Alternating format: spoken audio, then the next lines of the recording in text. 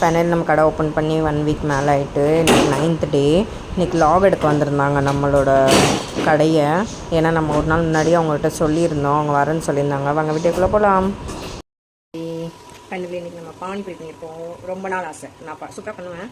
But சேல்ஸ்க்கு ஃபுல்லாகவே கூடுக்குள்ளே தண்ணி இது சன்னா ரெடி ஆகுது, அதை காமிக்கேன்.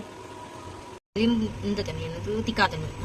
இன்றைக்கி மறக்காமல் யார் யார் தூத்துக்குடியில் இருக்கீங்க ஜஸ்ட் 1 டைம் வச்சு ட்ரை பண்ணி பாருங்கள். கண்டிப்பாக சொல்கிறேன் உங்களுக்கு பிடிக்கும்.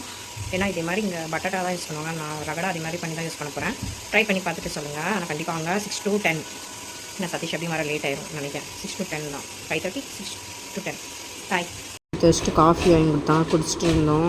இப்போ 7:30க்கு மேலே தான் ஆள் வந்தாங்க. பானிபூரி தான் ஃபஸ்ட்டு வாங்கினாங்க. எல்லாம் சூப்பராக இருக்குனாங்க. 2வது வாட்டி வாங்கி சாப்பிட்டாங்க. உங்களுக்கும் பிடிக்கும், வாங்க 1 டைம். செம்ம டயர்டு, செம்ம கால்வலி காலையிலேருந்துன்னா போடா. நைட்டு இது சாப் நைட்டு இங்கே இருக்கு பாரு, இங்கே இருக்கு பாரு.